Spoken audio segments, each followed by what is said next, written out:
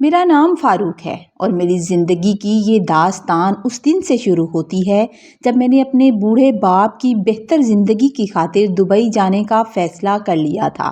کیونکہ میری ماں کے انتقال کے بعد ابا جان نے مجھے پالنے کے لیے اپنی پوری زندگی وقف کر دی تھی۔ انہوں نے دوسری شادی صرف اس لیے نہیں کی تھی کہ کہیں کوئی سوتیلی ماں مجھ سے برا سلوک نہ کرے۔ چنانچہ جب میں 2 سال کی محنت کے بعد پہلی بار چھٹی پر آیا تو ابا جان نے میری شادی کا فیصلہ سناتے ہوئے کہا کہ اب ان کی عمر ہو گئی ہے اور وہ چاہتے ہیں کہ ان کی آنکھوں کے سامنے میرا گھر بس جائے، ان کی زندگی میں وہ میری خوشیاں دیکھ لیں، اور ان کی اس خواہش پر میں نے بخوشی سر جھکا دیا تھا۔ جس کے بعد میری شادی سمرین سے ہو گئی، جو بظاہر ایک نہایت سلیقہ مند اور خاموش طبع لڑکی تھی، اور میں نے شادی کی پہلی رات ہی اسے یہ بتا دیا تھا کہ میرے لیے ابا جان کی خوشی سب سے بڑھ کر ہے۔ میرا باپ میری دنیا ہے اور اسے اس گھر میں بہو بن کر نہیں بلکہ بیٹی بن کر ان کا خیال رکھنا ہوگا، جس پر سمرین نے بڑے اعتماد سے میرا ہاتھ تھاما اور ہاتھ تھام کر وعدہ کیا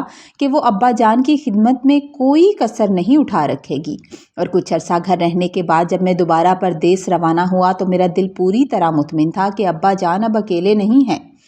بلکہ سمرین ان کا پورا خیال رکھے گی۔ دبئی پہنچ کر جب میں نے کام شروع کیا تو پہلے چند ماہ تک سب کچھ معمول کے مطابق رہا۔ میں روزانہ فون کرتا تھا اور سمرین مجھے گھر کی خیر خبر دیتی رہتی تھی اور ابا جان سے بھی میری بات کروا دیتی تھی، لیکن پھر آہستہ آہستہ حالات بدلنے لگے اور فون کالز کا درانیہ کم ہونے لگا۔ جب بھی ابا جان سے بات کرنے کی فرمائش کرتا تو سمرین کوئی نہ کوئی بہانہ بنا دیتی کہ وہ ابھی سو رہے ہیں یا مسجد گئے ہیں یا پھر ان کی طبیعت ایسی نہیں ہے کہ وہ فون پر بات کر سکیں۔ اور اسی دوران میرے چچا اسلم جو ہمارے پڑوس میں رہتے تھے مجھے فون کر کے طرح طرح کی باتیں بتانا شروع کر دی کہ تمہارے پیچھے تمہاری بیوی کا رویہ بدل گیا ہے، وہ سارا دن گھر سے باہر رہتی ہے، تمہارے باپ کو وقت پر کھانا بھی نہیں ملتا، جس نے میرے دل میں بے چینی سی پیدا کرنی شروع کر دی۔ میں نے جب سمرین سے اس بارے میں سختی سے پوچھا تو وہ رونے لگی۔ اس نے کوئی صاف جواب دینے کی بجائے صرف اتنا کہا تھا کہ اب حالات ویسے نہیں رہے جیسے آپ کو نظر آ رہے ہیں، مگر میں اس کی باتوں کو اس کی چالاکی سمجھتا رہا، اور ادھر چچا اسلم مسلسل مجھے یہ پٹی پڑھاتے رہے کہ ابا جان کی طبیعت دن بدن گرتی جا رہی ہے اور سمرین ان کا علاج کروانے کی بجائے تمہارے بھیجے ہوئے پیسے اپنی ذات پر خرچ کرتی ہے۔ یہاں تک کہ ایک رات جب میں دبئی میں اپنے کمرے میں اکیلا بیٹھا تھا تو مجھے اچانک ابا جان کی ایک کال آئی۔ ابا جان کا فون موصول ہوا جس میں ان کی آواز نہایت کمزور اور سہمی ہوئی لگ رہی تھی۔ انہوں نے صرف یہ چند الفاظ کہے کہ فاروق بیٹا، خدا کے لیے تم واپس آ جاؤ، تم واپس آ جاؤ ورنہ یہ بہو مجھے سردی سے مار دے گی، اور اس کے ساتھ ہی فون کٹ گیا تھا، جس نے میرے پیروں تلے سے زمین نکال دی، اور میں نے بنا کچھ سوچے سمجھے اگلی فلائٹ کا ٹکٹ لے لیا اور غصے میں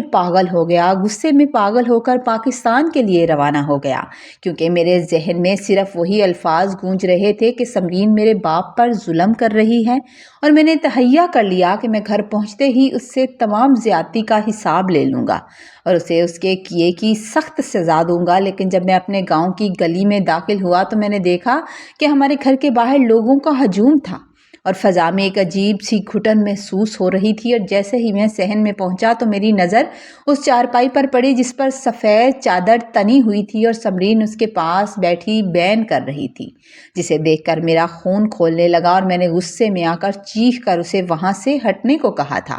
کیونکہ مجھے یقین تھا کہ یہ سب اس کی وجہ سے ہوا ہے۔ اور اسی لمحے میرے چچا نے آگے بڑھ کر مجھے گلے لگایا اور آنسو بہاتے ہوئے کہا کہ دیکھو فاروق، تمہیں کہتا تھا نا، اس عورت پر بھروسہ نہ کرو، اس نے میرے بھائی کا جینا حرام کر دیا تھا، اور آج دیکھو میرے بڑے بھائی خاموشی سے چلے گئے۔ لیکن اسی دوران غسل دینے والے بزرگ نے مجھے ایک طرف بلا کر کہا کہ تمہارے باپ نے مرنے سے پہلے مجھ سے ایک وعدہ لیا تھا کہ جب میرا بیٹا آئے گا اور تم مجھے کفن پہنا رہے ہوگے، غسل دے رہے ہوگے، تو اسے کہنا کہ میرا کفن باندھنے سے پہلے میرا چہرہ اور میرے ہاتھ ضرور دیکھے۔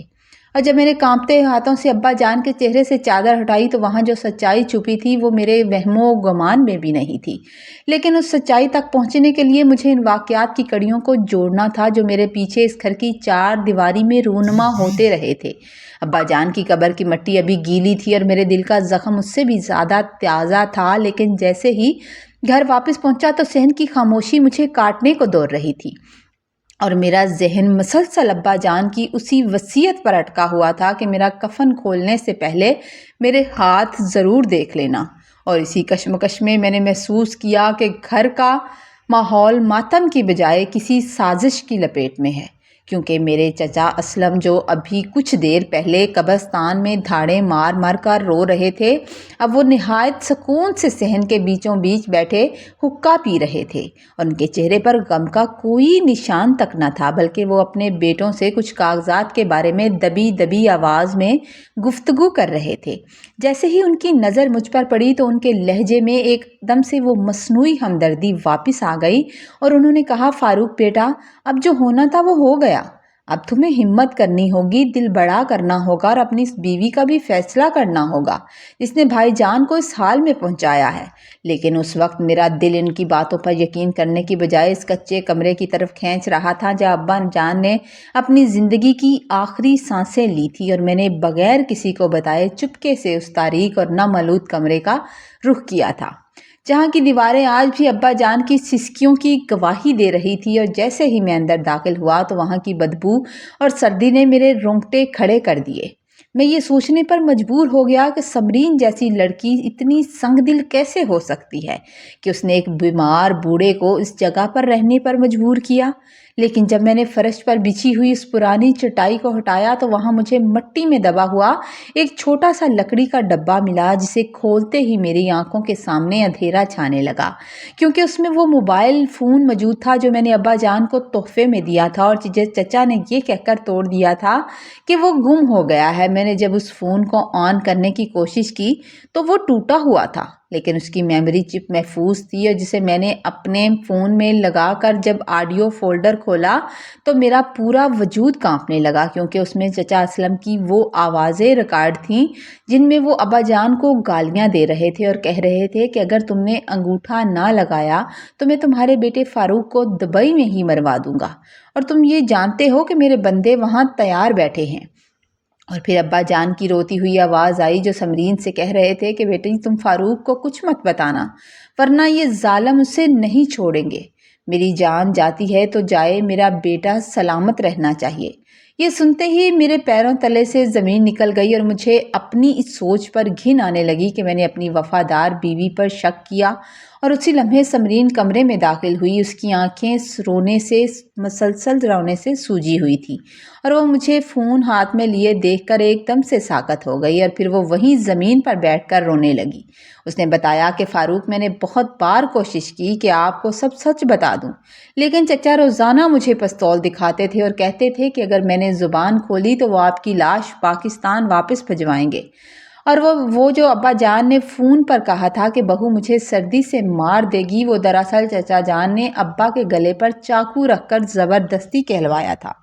تاکہ آپ مجھ پر شک کریں اور مجھے گھر سے نکال دیں، تاکہ جائیداد پر ان کا راستہ صاف ہو جائے۔ اور ابا جان نے جان بوجھ کر ہاتھ دیکھنے کی وصیت اس لیے کی تھی کیونکہ انگوٹھا لگواتے وقت چچا نے ان کی انگلیاں توڑ ڈالی تھیں۔ میرا خون کھولنے لگا اور میں اس کچے کمرے سے ایک بپھرے ہوئے شیر کی طرح باہر نکلا تھا، جہاں چچا اسلم ابا جان کی زمین کے کاغذات پر گاؤں کے نمبردار سے گواہی کرانے کی کوشش کر رہے تھے۔ میں نے جھپٹ کر ان کا گریبان پکڑا اور سب کے سامنے ان کا وہ مکروہ چہرہ بے نقاب کر دیا، اور جب میں نے وہ ریکارڈنگ اونچی آواز میں چلائی تو پورے صحن میں سناٹا چھا گیا اور چچا کے چہرے کی رنگت سفید پڑ گئی۔ انہوں نے بھاگنے کی کوشش کی، لیکن میں نے انہیں وہیں زمین پر دے مارا، اور تب تک مارا جب تک میرا غصہ ٹھنڈا نہیں ہوا۔ اور اسی وقت پولیس وہاں پہنچ گئی، کیونکہ سمرین نے پہلے ہی گاؤں کے ایک لڑکے کے ذریعے پولیس کو اطلاع بھجوا دی تھی۔ پولیس نے جب وہ کاغذات دیکھے جن پر ابا جان کے خون آلود انگوٹھے لگے ہوئے تھے تو انہوں نے فوراً چچا اور ان کے بیٹوں کو ہتھکڑیاں لگا دیں، اور وہ ظالم چیختا رہا کہ یہ سب میرا ہے، لیکن قانون کی گرفت مضبوط تھی۔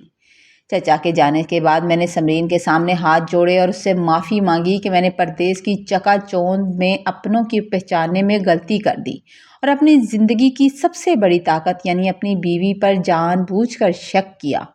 سمرین نے تو مجھے معاف کر دیا، لیکن وہ زخم میرے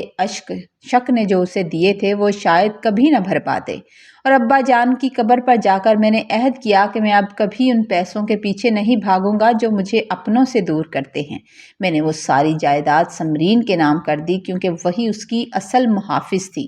اس کہانی نے مجھے یہ سبق دیا ہے کہ کبھی کبھی سچائی کفن پھاڑ کر باہر آتی ہے، اور وہ جتنا اپنا پن کوئی دکھاتا ہے ضروری نہیں ہے کہ اس کے سینے میں بھی دل بھی اپنوں والا ہو۔ کہانی اگر آپ کو اچھی لگے تو سٹوری کو لائک کیجئے گا، کمنٹ میں اپنی رائے کا اظہار کیجئے گا، چینل پر نئے ہیں تو چینل کو سبسکرائب کریں۔ خوش رہیں، آباد رہیں، دعاؤں میں یاد رکھیں، آسانیاں پیدا کریں تاکہ اللہ تعالیٰ آپ کے راستے آسان